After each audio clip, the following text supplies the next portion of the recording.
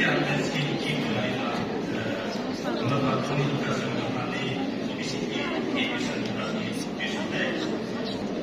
Comme vous savez tous, que l'obésité constitue le dénominateur commun dans la survenue du syndrome du sommeil, du diabète, de la tension, des lipidémies stéatohépatiques et dans le mécanisme physiopathologique sous-jacent et le sinusite. L'obésité constitue un facteur causal dans la survenue du SARS, mais il constitue également un facteur déterminant dans la sévérité du syndrome du sommeil et que ce dernier constitue également un facteur aggravant des phénomènes de résistance.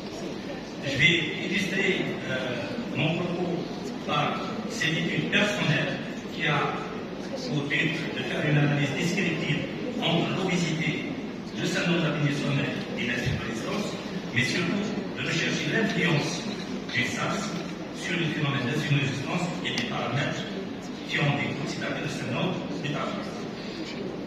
Et comment faire? On a recruté 112 patients d'âge moyen de 53 ans qui ont bénéficié bien sûr d'un bilan clinique, un bilan biologique selon certains éléments et d'un enregistrement pour les sonographies.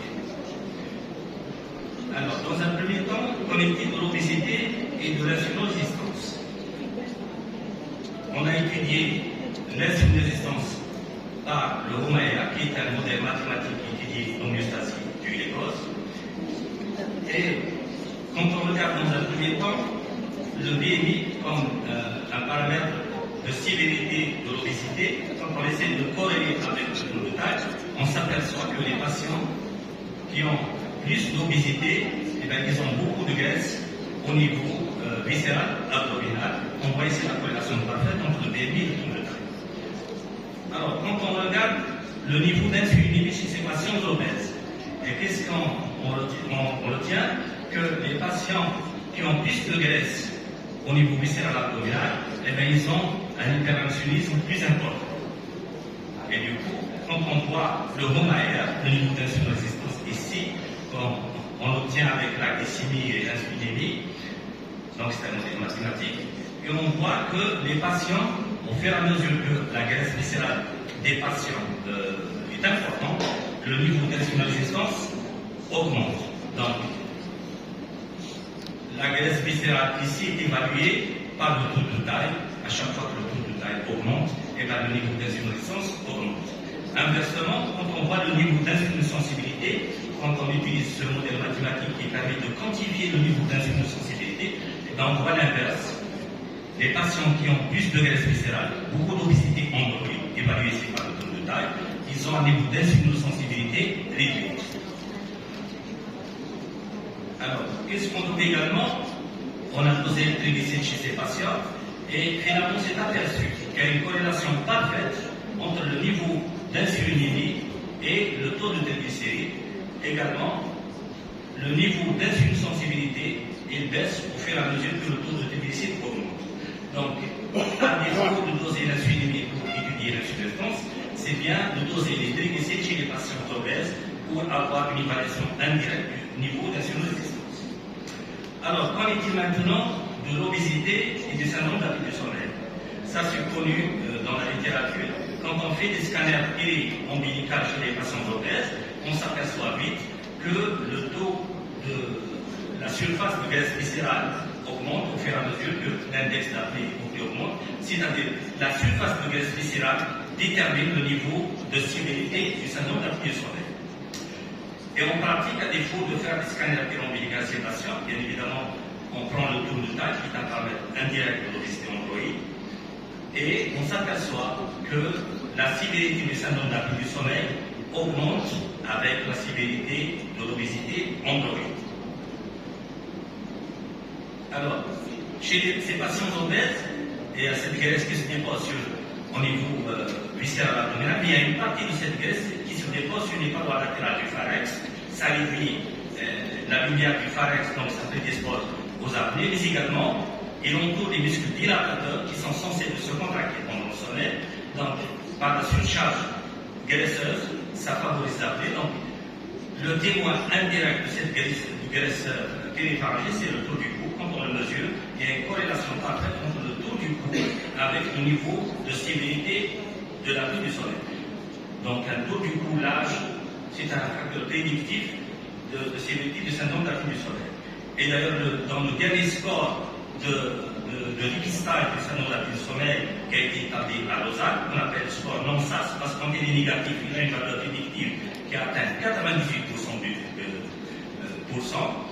et bien il prend comme paramètre le BMI et le taux du cou.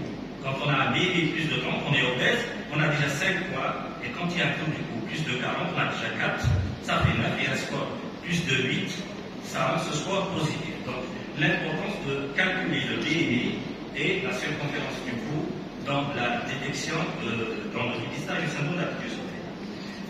Et avec le tsunami des glyphosines actuellement, et c'est apparu récemment que le test d'hépatite, en particulier le Monjaro, montre son efficacité dans la réduction de l'index d'apnée de la sécurité du syndrome d'apnée du sommeil par la baisse pharmacologique du corps. Alors, qu'en est-il du syndrome d'apnée du sommeil et le niveau d'insuffisance? Alors, quand on voit cette diapo, les deux facteurs déterminants des complications du syndrome d'apnée du sommeil, c'est essentiellement les désaturations, la nuit, on parle actuellement de charge glycémique, et de la fragmentation du sommeil. Et qu'est-ce qu'on voit les points blancs? Ici, c'est l'index d'apnée-apnée en abscisse, et en ordonnant, il voit l'index de désaturation. Bien évidemment, les patients qui font plus d'apnée désaturent beaucoup. Mais ce qui est plus important à regarder, c'est l'arrière-plan de cette diapo, c'est les couleurs, c'est le sommeil qui se fragmente au fur et à mesure que l'index d'apnée-apnée augmente.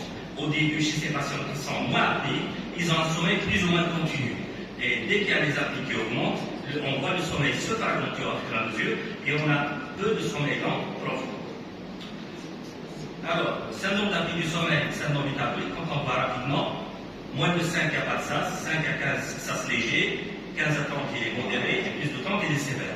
Dans les classes sévères du syndrome d'apnée du sommeil, il y a beaucoup de syndrome métabolique et distribution en couleur rouge. On voit dans cette classe sévère, parmi les 50 patients, 41 patients cumulent la totalité des paramètres du syndrome métabolique.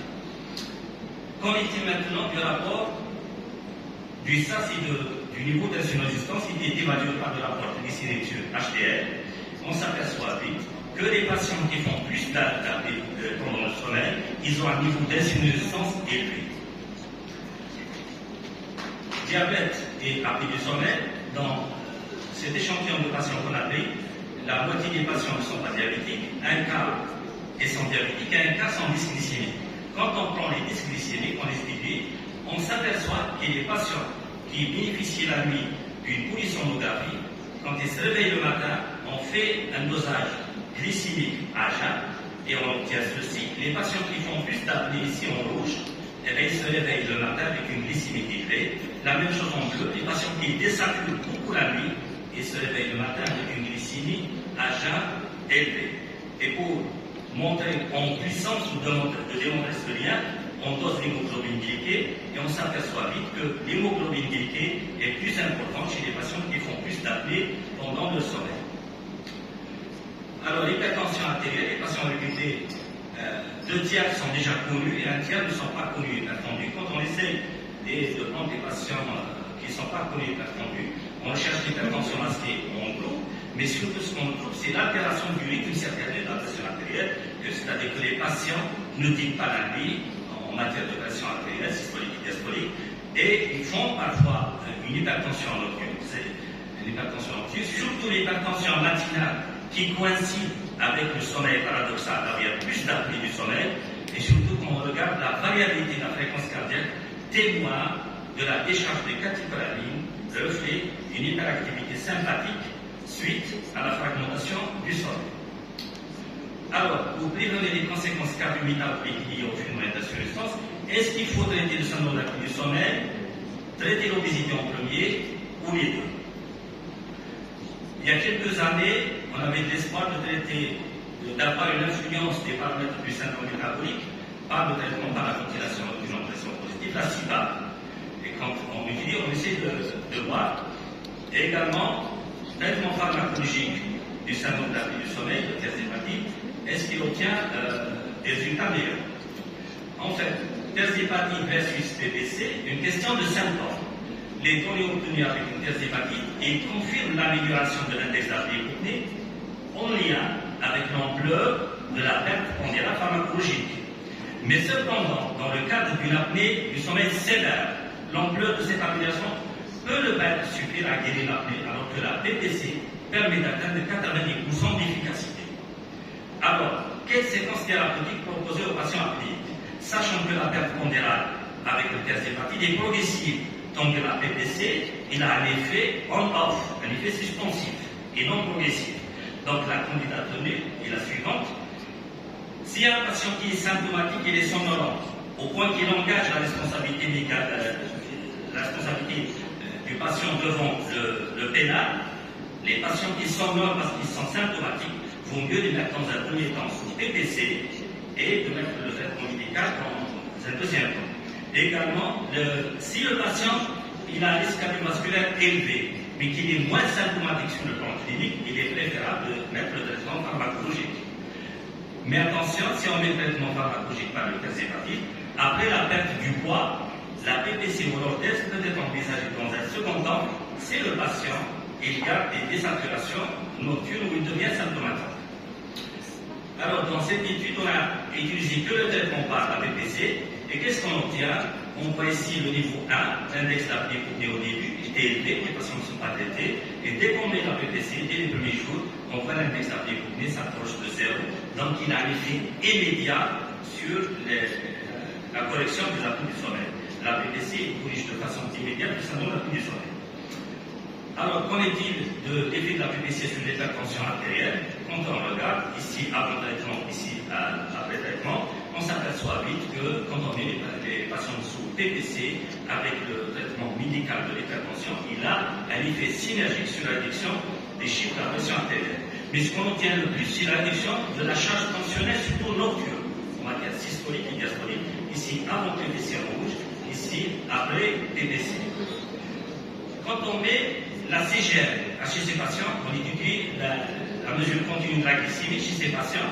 Je vais illustrer par un cas. Le patient, il arrive le premier jour, il a sa CGM.